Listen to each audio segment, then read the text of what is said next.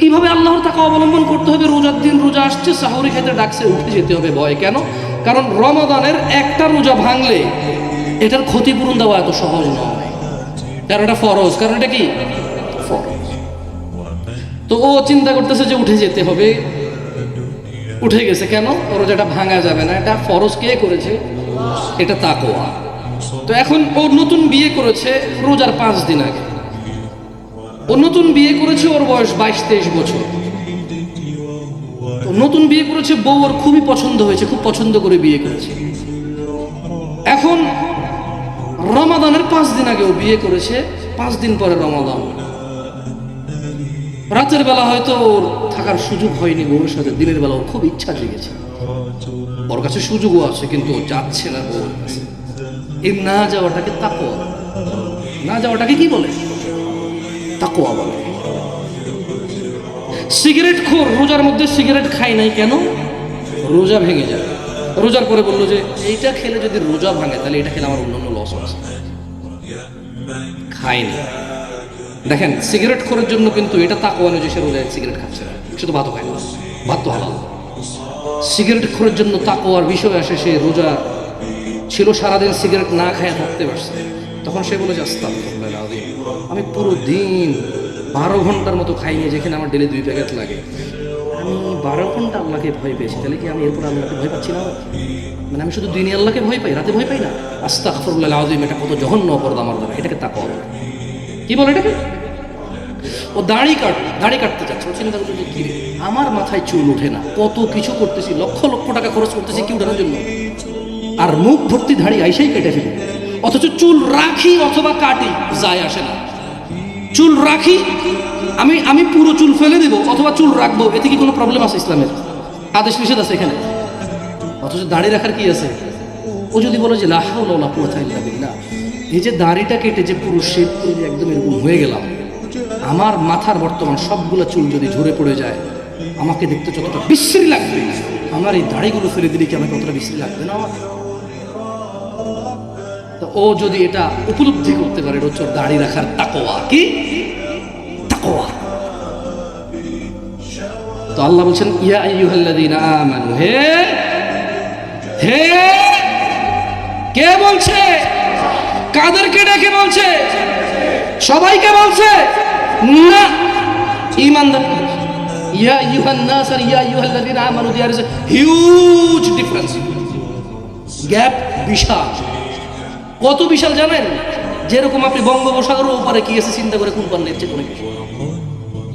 মাঝে মধ্যে যেরকম আপনি চিন্তা করুন, আচ্ছা যদি সাগরের মধ্যখানে যাওয়ার পরে জাহাজটা বন্ধ হয়ে যার না যায়, কি উপভোগ কুল কিনারা পান, এরকম চিন্তা মাঝে মধ্যে চিন্তা করেন। আচ্ছা বিমানে উঠছি 20,000 ফিট উপরে, যদি ঠুস করে দেখি কি কোনো কুল কিনারা পান? এর চাইতে কোটি কোটি বেশি গ্যাপ আছে ইয়া আইয়ুহাল্লাযীনা আমানু আর ইয়া আইয়ুহান নাস। কারণ আমানু তো মুসলমানদের মধ্যে অনেক না, ভুল ধরনের আমাকে আমি দেখেন, আমি কিন্তু আপনার সবাই হয়তো জানে যে আমি ওয়াজে যাই না, এই ধরনের কনফারেন্স। কারণ এখানে আলেম ওলামা থাকে, যদি আমার কোনো ভুল হয় ধরে দিতে পারবো, আমারও কারেকশন হবে, আপনাদেরও কি হবে? কারেকশন হবে। আমি ভুল ধরলে লজ্জা পাবো, লজ্জা পেলে এরপর আরো ঠিক করে কথা বলতে হবে। তো ওয়াজ মাহফিলে গেলে চেয়ারম্যান বসে, মেম্বার বসে, সূরা ফাতিহা জানে না, কি কয়া আমু একটি হরিণ বান্ধা ছিল গাছেরই তলায়, গো গাছেরই তলায়, ওর কি আসে না আমি কি বলতেছি? ওর কি আসে যে আমি কি বলতেছি? হ্যাঁ, আমি বলবো যে, ওকে বলবো যে মা ফাতেমা কান্দে কারবালার ময়দানে, কত আগে ফাতেমা রাদিয়াল্লাহু আনহা মরছে, কত পরে হাসান হুসাইন মরছে, কেমনে কান্দবো? কি আপনারা কি বুঝেন না এটা আমি কি বলছি? এখন ধরেন চেয়ারম্যান, মেম্বার, এমপি, মন্ত্রী বহুত কিছু বসে আছে, আমি বললাম যে মা ফাতেমা কান্দে কারবালার ময়দানে। ফাতেমা রাদিয়াল্লাহু আনহা কবে আগে চলে গেছে, এরপর ওনার সন্তানরা গেছে, উনি কান্দলো কিভাবে দেখে? আর উনি কান্দলে আমি কেমনে জানি? কেমনে দেখলাম খবরের ভিতরে?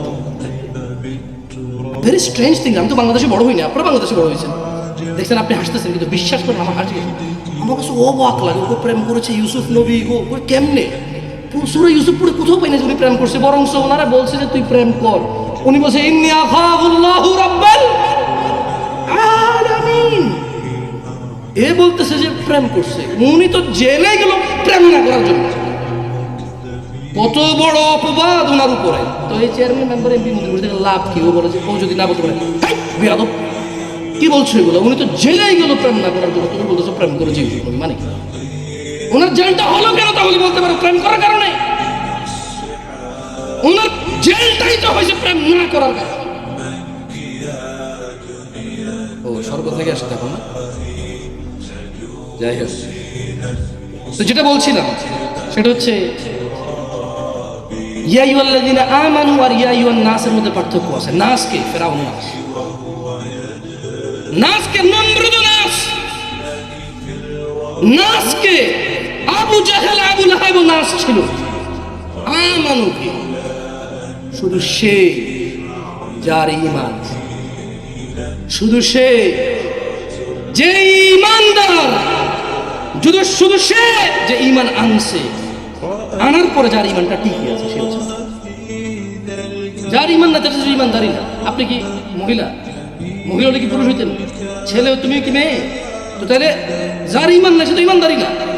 তাহলে আল্লাহ এখানে যখন বলে ইয়া আইয়ুহাল্লাযীনা আমানু, হে তোমরা যারা ঈমানদার, এইটা আর নাসের মধ্যে অনেক পার্থক্য কেন? কারণ ঈমানদার মুসলমানের মধ্যে তো অনেক নাই।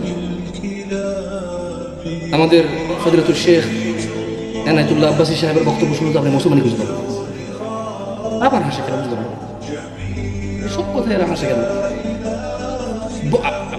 ওনার কথা বলতাম না, ওনার কথা বলতাম। ওনার কথা কেন বলছি? কারণ আমি দেখেছি উনি বড় বড় আলেমদেরকে কাফের বলছে, বলতে লাগছে।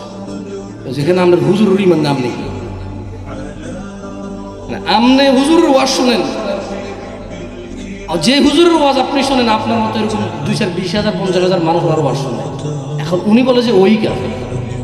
তাহলে আগের হাল যেদিকে পিছের হাল, ওইদিকে উস্তাদ যা সাগরে দো তা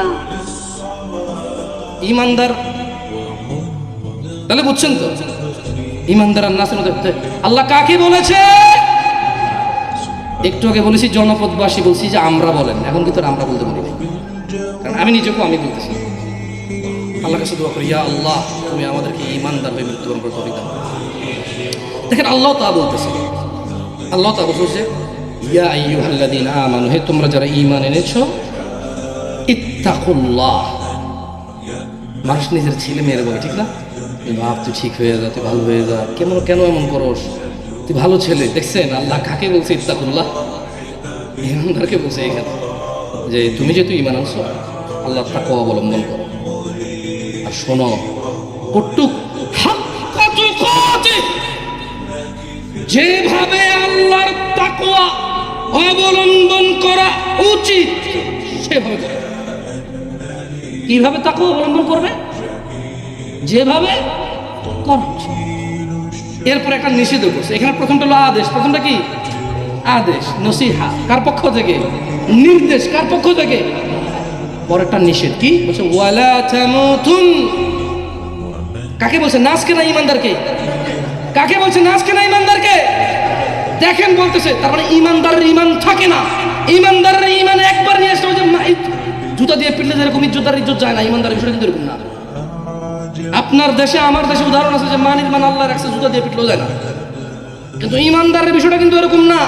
দেখেন প্রথমে বললো ঈমান আনছো যারা, তাকওয়া অবলম্বন করো যেভাবে করা উচিত।